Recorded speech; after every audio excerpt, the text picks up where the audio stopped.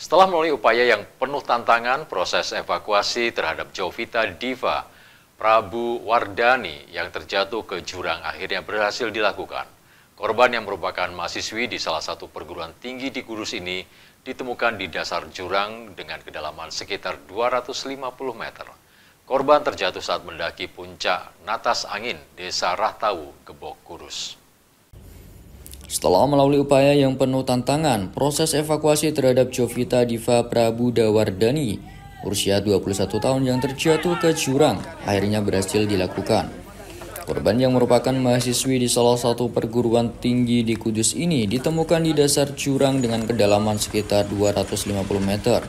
Korban terjatuh saat mendaki ke puncak Natas Angin, Desa Rahtawu, Kecamatan Gebok, Kabupaten Kudus. Evakuasi sempat terjadi kendala signifikan, terutama terkait peralatan dan jumlah personil. Ketua Forum Relawan Penanggulangan Bencana BPBD Kudus, Julian Norwe, menjelaskan tim pertama sempat mencoba melakukan evakuasi pada malam hari, tapi harus dihentikan karena kondisi yang terlalu berbahaya. Dengan kondisi medan yang curam dan licin, relawan membawa peralatan tambahan secara manual dari bawah. Proses evakuasi dilakukan dengan metode estafet antar titik, mulai dari titik jatuh hingga ke bibir jurang. Pengangkatan korban dari dasar jurang ke atas butuh waktu sekitar 2-3 jam. Jika dihitung dari awal evakuasi hingga pemulihan titik aman, total memakan waktu sekitar 6 jam. Sejak awal kejadian hingga tuntas, durasinya mencapai 36 jam.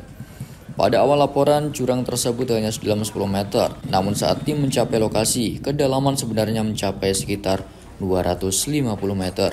Sehingga menjadikan proses evakuasi jauh lebih rumit dan beresiko tinggi. Saat ditemukan, ponsel korban masih ada di dalam saku. Informasi lengkap soal kondisi korban masih menunggu dari pihak medis.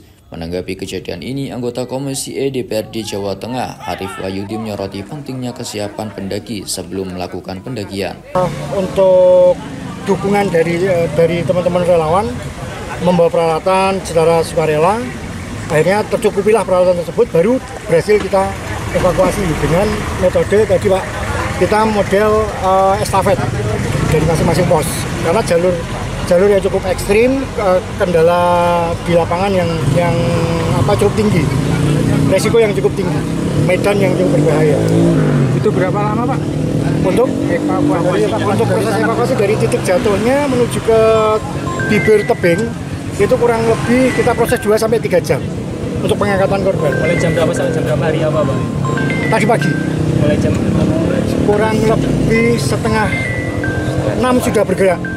Setengah 6 tim dahulu sudah bergerak sambil menunggu dukungan peralatan yang dari bawah. Kalau secara sampai sini evakuasinya berapa jam dari A sampai Z-nya, dari titik lokasi sampai ke sini ya, sampai ke titik kemul ini ya.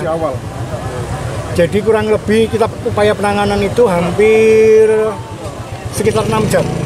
Ia mengingatkan banyak pendaki pemula yang mendaki tanpa bekal keterampilan dan pemahaman terhadap medan.